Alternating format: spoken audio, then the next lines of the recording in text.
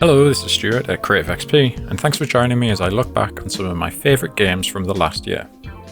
It's been a year of great game releases, with standout hits from small indie teams and solo developers, as well as some impressive AAA blockbusters, and everything in between.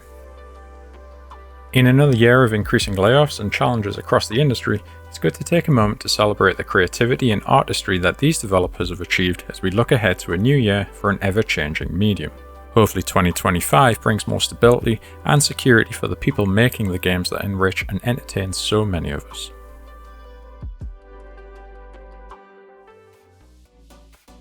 Now, before I run down my games of the year, I wanted to provide honourable mentions to some of the amazing games that I played this year that didn't come out in 2024. Last year was such a stacked year, it was inevitable that some of those games would take up a lot of my gaming time this year as I worked through my backlog. Top of that list is Baldur's Gate 3, but there isn't much that hasn't already been said about this multi-award winning game from Larian Studios. I actually started playing this over the Christmas break last year, but it was too late to make it to my Game of the Year list at the time. Instead, I played this at a leisurely pace throughout the spring, appreciating the brilliant performances and writing while struggling with some of the combat encounters. The sheer depth and variety of options available to players makes this a bewildering game to play at times. I was never sure if the challenge I faced during encounters was the result of decisions I made many hours earlier, or if the vast complexity of the game's systems and narrative had conspired against me. I can't think of many other games that have managed to captivate me despite increasingly frustrating encounters though, to the point where I felt emboldened to try different strategies to overcome seemingly impossible odds. Finally defeating Noir and his band of enslaved deep gnomes in the Grimforge was a hugely satisfying moment that took me many hours to pull off. Where Baldur's Gate presented a challenge due to the complexity of its overlapping possibilities, Cocoon presented highly tuned puzzles with seemingly complex possibilities. The difference may seem subtle, but it's where Cocoon's real strength in design is evident. In the game, the player must carry orbs that provide specific powers and embody a distinct world that the player can enter. The puzzles revolve around managing these orbs to travel between worlds and overcome various obstacles using the relevant powers bestowed by the orbs when carried. On the surface, this sounds like a very complex series of nested problems that might tax the finest quantum mathematicians. But in reality, each puzzle is masterfully designed to gradually reveal the solution through simple exclusion of possibilities. I frequently found myself in a satisfying flow state, moving from one puzzle to the next and feeling impressively clever as each solution revealed itself as intended. Going down the wrong route to solve a puzzle was quickly course-corrected by the game's mechanics or inventive level design. Cocoon is one of the finest games I've ever played, and I cannot find a fault with it. A truly amazing game that I would recommend everyone to play. And speaking of mind-bending worlds, playing through Control for the first time this year was another highlight that I initially missed when the game was released in 2019, but one that still holds up today. With its striking visual design, intriguing writing, and excellent combat and controls, exploring the brutalist shifting halls of the oldest house with its curious objects of power was a fantastic experience. Delving into these mysteries and the interconnected Remedy universe also pushed me towards playing the Alan Wake remaster this year. The game is definitely aging a bit these days, even in its remastered state, with some of the encounters and story pacing feeling overly long by the end.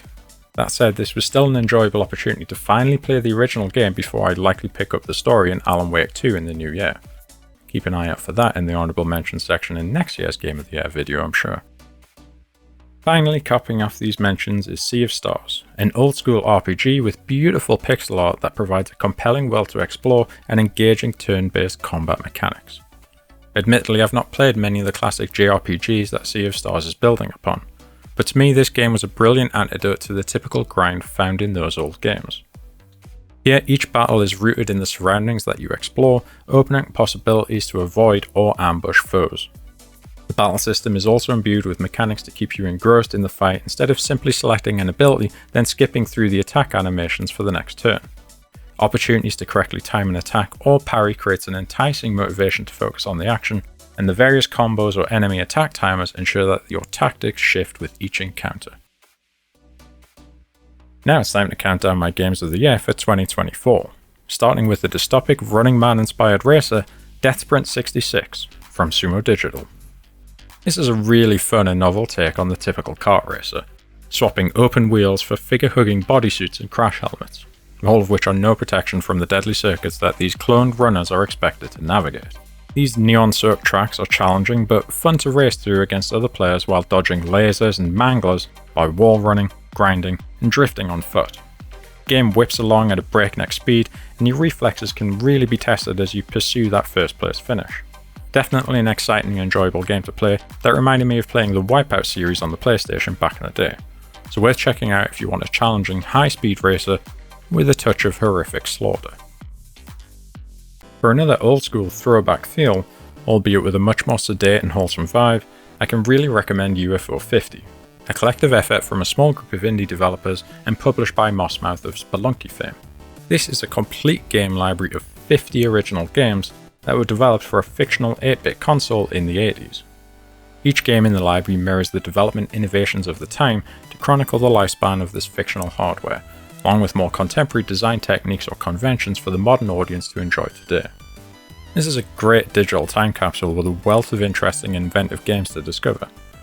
So much so that describing the games here feels like it could ruin part of the joy of playing UFO 50 for yourself. I really enjoyed firing up each new game to see how the developers had taken the constraints of the past and used them to design another brilliant throwback experience.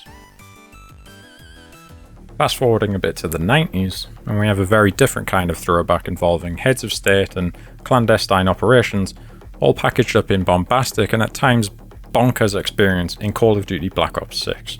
Playing through the single-player campaign for Black Ops 6 was an unsurprisingly accomplished, if at times laugh-out-loud story of intrigue, heists, and subterfuge tinged with the paranormal. Each mission presented the player with a new scenario and a set of new gameplay mechanics that was often unashamedly borrowing from other games such as Hitman or Prey, but was no less fun as a result. Admittedly, the campaign felt like an 8-hour onboarding experience to prepare players for the game's prime experience, its multiplayer modes.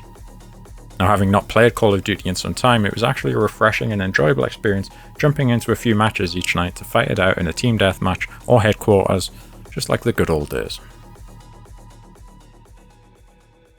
Arco is something very different in every possible way. This small indie game, published by Panic Inc., tells a story of the impact of frontier colonization, vibrantly rendered in tiny pixel art that captures the panoramic majesty of its fantasy depiction of the Americas. The colourful visuals and natural beauty are juxtaposed by a harsh story of revenge and grim retribution told through dialogue options and a simple yet innovative turn-based battle system. Each turn plays out simultaneously and asks the player to overcome enemies and projectiles that can often flood the screen, turning each encounter into a bullet hell puzzle that needs to be solved with careful positioning, timed attacks, and some inventive use of the environment to tip the balance in your favour. Each decision and action in the game contributes to the guilt felt by your character, which then manifests as ghosts that slowly move to attack you in real time during the turn-based combat. I really appreciate this representation of the character's regrets to give more weight to your decisions that also injected another layer of challenge to the compelling combat encounters. Really worth checking this one out if you haven't already. Animal World, developed by solo developer Billy Basso, is a deceptively deep and challenging Metroidvania presented in a minimalist pixel art style of neon colours. The game deliberately takes a hands-off approach to teaching players how to navigate its labyrinth of underground caverns or use the seemingly random assortment of gear items to overcome its obstacles. This puts player discovery at the heart of the experience, and experimentation is required if you want to progress beyond the seemingly impossible. There were a few occasions where I felt I had trapped myself and I would need to quit, only to have a dawning realization that maybe I could try using the frisbee like this, to be pleasantly surprised to find that it worked. Despite its small appearances, this is a dense game that can't easily be picked up and played in short stretches, as I initially tried to do on the Steam Deck. It demands longer periods of focus to master its pinpoint platforming and inventive puzzle solving, a realization that made my enjoyment of this game so much greater when I met it on its terms. It stays with you long after you put it down, as you remember a distant, inaccessible part of the caves that you might now be able to enter using that new mechanic that you just discovered with the frisbee. For me, this is a great sign of a brilliantly designed Metroidvania that rewards experimentation and challenges players to master the depth of its mechanics. Last year, Strange Scaffold made my Game of the Year list with El Paso Elsewhere, a fantastic love letter to Max Payne infused with monsters and an ill-fated romance story. This year they're back on my list with I Am Your Beast, one of many recent releases from this prolific team. This is another straightforward game, but one that really benefits from the intentionally tight scope and focus that the team at Strange Scaffold clearly put on their games to release so many recent hits. Find a core concept that's fun to play, layer in some sharp narrative, and polish it all up into a complete package. That may be a bit reductive, but they are pillars of the Strange Scaffold games that I personally appreciate, and it's no different with I Am Your Beast. The game does a great job of making you feel like a trained master killer, charging through the confined forest arenas, decimating the squads of hapless hunters with a perfectly placed headshot or thrown projectile. Sylvia Nelson Jr.'s laconic writing and performance delivers the confident fatigue of the game's protagonist who just wants to be left alone. And the whole aesthetic comes together with a no-nonsense, low-poly style that lets the gameplay be the star. I complete the game in a matter of hours, but there is nothing left on the table here. It's a lean, mean experience that was a blast to play and genuinely funny at times. A great experience overall. Now this next game is simply joyful and embodies the essence of childlike play so wonderfully. It is of course Astro Bot from Team Asobi.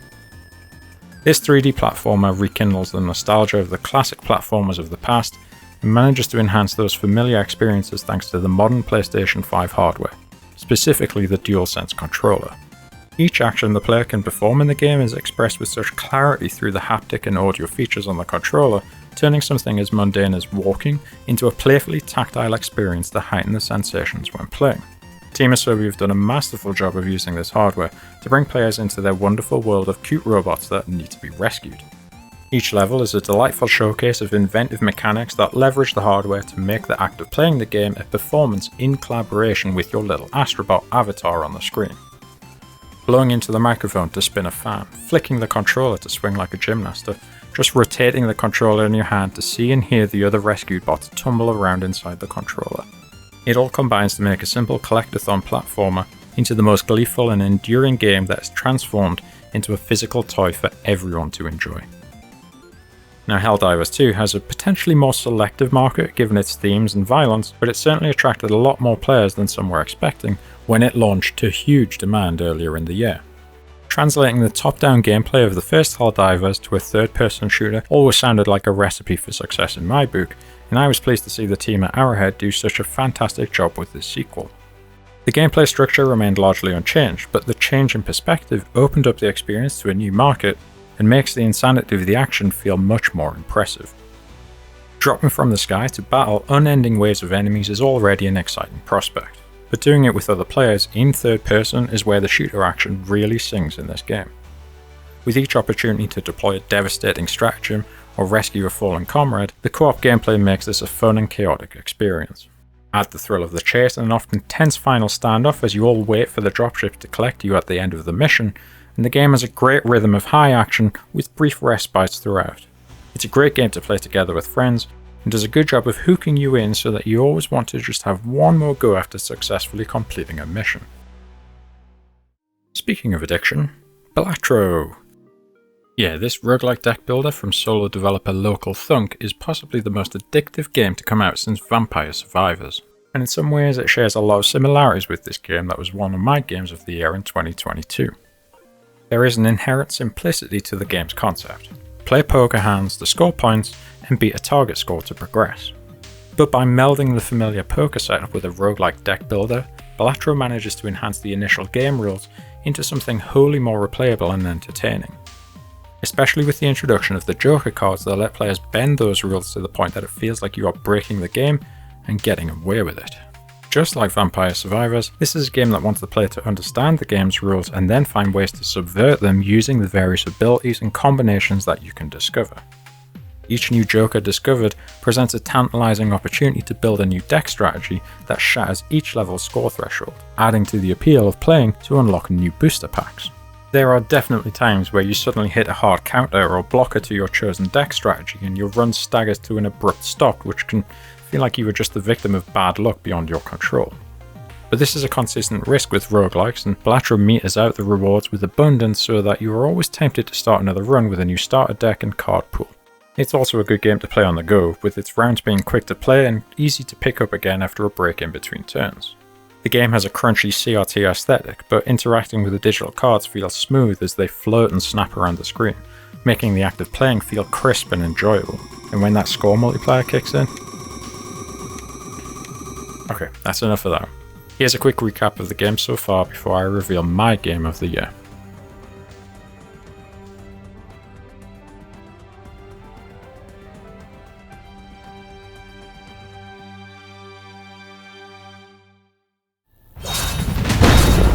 Yes, my game of the year is Tactical Breach Wizards, a fantastic turn-based tactics game from Tom Francis's Suspicious Developments team. Tom's previous games Gunpoint and Heat Signature were past favourites of mine, so I was instantly drawn to this game when I heard about it. This is the team's take on the turn-based tactical gameplay of XCOM and Into the Breach, another two favourites of mine from past years. The game is wrapped up in an original universe where magic users are special forces operators and mercenaries for hire, in a tech-noir tinged world of corruption and corporate control. This fantasy setting provides a great canvas to tell a surprising and engaging story where you take on a group of rogue operators that threaten the world's safety. The themes can feel contemporary and uncomfortable at times, but the writing is suitably conscious of this and often uses this to cut through the drama with sincerity and humour. That humour is ever present throughout the character interactions and interstitial sequences between missions, which generally made me laugh out loud with its wit and irreverence on multiple occasions. The writing and worldbuilding combine brilliantly in this game to present some truly creative characters and twists on established fantasy and tactical espionage tropes. Playing Tactical Breach Wizards is also a hugely satisfying experience as you have complete transparency and control over the outcomes of your actions in each encounter. Every move can be rewound as you play out move combos with your team, looking for the optimal or just most kick-ass way to clear out each room of the level. And of course, there is a clear narrative justification for this imbued in the world of magic. Each level is a potent mix of challenge and agency, with multiple ways to clear a room using different character combos and abilities. Optional challenges are also available on each level to hint at possible strategies or to give more advanced players an increased challenge. I enjoyed my time with this game so much that I ended up rationing my time with it so I could continue to enjoy it throughout the year. It's a game that I've consistently recommended to everyone that asks me what I'm currently playing, and I have no hesitation recommending this to you to play if you haven't already.